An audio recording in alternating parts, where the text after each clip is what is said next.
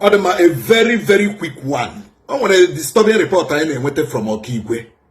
I know the key here and maybe not Okigwe, but because the man I have woke, I'm now near Kuoku, no Okigwe, a buffooye. Then upon the black and black, we don't understand. Black and black. Black and black, I wouldn't they pay. The black and black, I don't know Okigwe, I see the office, I know the Hube. Who are they? Are they vigilantes? Are they police? Are they DSS? So lend how I won't army. It's a very disturbing report we've gotten. So I just got to know this one just a few days ago. I'm not when I hear the black and black in Okigwe. Which means another black and black in Okigwe. Let me play this voice note. You know, let me play this voice note first. So this is not the plus drive. I all know what you go more. Not the plus drive. And this boy now, Okobaria, Mani Humanaho, and all our moko.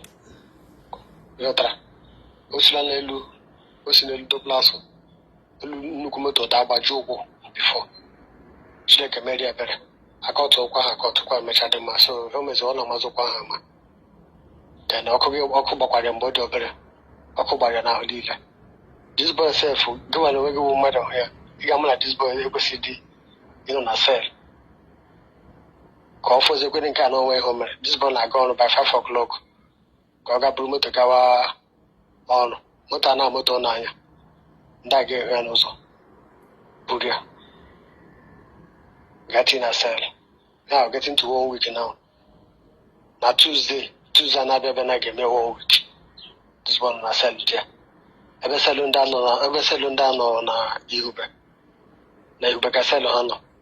So amama what call how the GSS the time you man Okigwe and the black and black. So henda man Okigwe ba now efenye ho. Iga na sell eba na iga people juni mesela. Ade my guess onu ha na anu. Ade my guess. But the dem na ajo asajijo baba go juma yam na ajo asajijo. We see with their own separate cell. Ebahana Babunde Mat, when they with 200,000. When they with the Hego Hababu at Tina Pit. When you were taking 200,000, Yahabelo Yalawa. We see with their own separate cell. As a security agent, Mahagala Mahabuta Mat, Hewelonia hand over to police. Or the quotation mayor. Then the person knew when you had a police guys who head judge. These people just know where see many souls no better walk you. When anybody like Joha, why? When anybody know Kuku. You are not going to investigate from anywhere. About each other, we told issue at all, wherever investigate.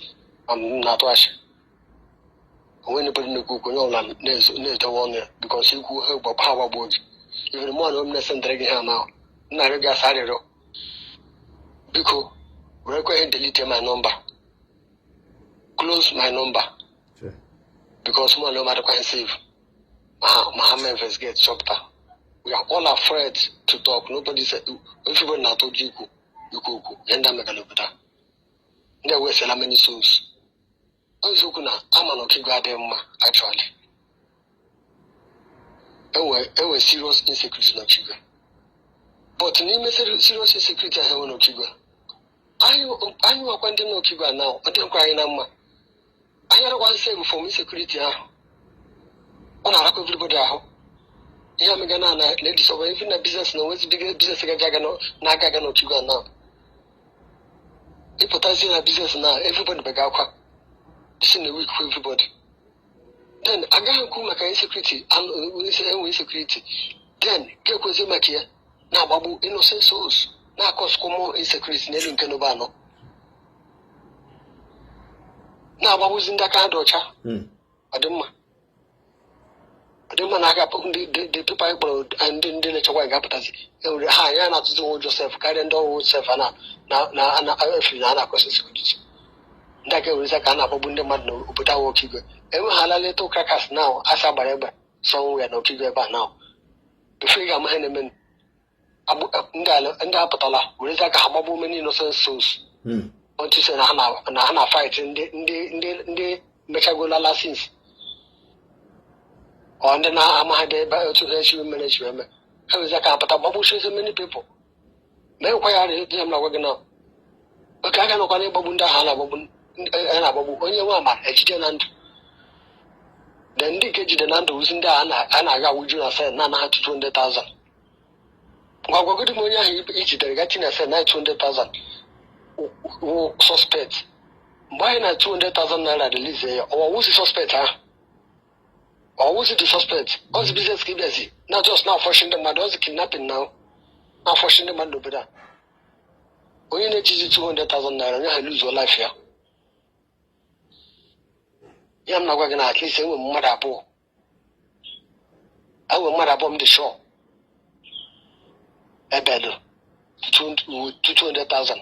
But they cannot talk because I happen to know how we're going to eat or call ya. How about with dressing about book? I get dressing about an upper book because you could hear. Even this guy now, we now, cannot sell now.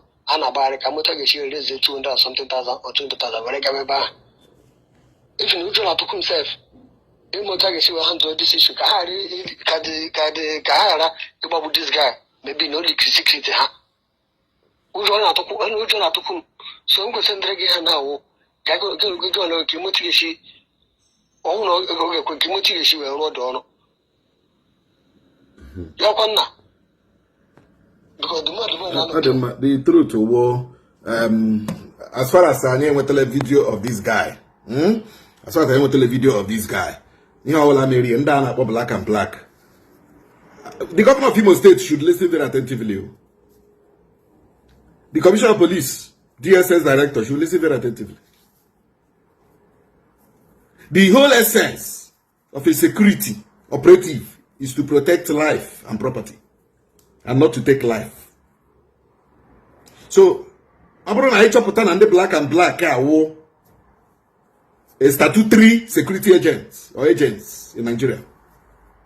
We will not take it lightly with the black and black and the Onyishiha and the unity Hashirifata. So the government of Imo State should look into the black and black here. I am Habo. I am Igbo Bago. I am DSS. I am police. But that's an office here on Ihube. The Commissioner of Police, the DSS Director Imo State, Kedonde black and black. Who are these black and black people that have their office at Ihube in Okigwe? Find out. Visit that facility. People are languishing in that cell. Like this person said here. People are dying in that cell. If you don't pay 200,000, they kill you. In Imo State. It is only in Imo State that this kind of thing is happening. It is only in Imo that you have, I don't understand whether you call it security agents or you call it vigilante or you call it, a lot of things happening, complicated security apparatus in Imo. The one we don't know, the one you know, you don't know. That is the problem we have here in Imo State. The issue of insecurity, in Imo State, it is complicated. Even the government is confused. I'm telling you. I am an insecurity in Imo State. The government, in a way, they confused. There is no sincerity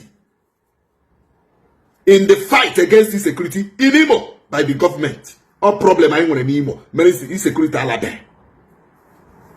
That is the problem we have here.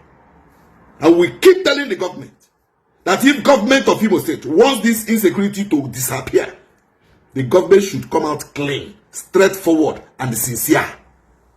Or else, Otilo. But we are very, very, very intentional about this black and black and the people in their facility at Okigwe. Attention. Your attention is needed. The governor of Imo State, Commissioner of Police, and DSS Director Imo State. Thank you. Kaina Ganubi, Kajinaka.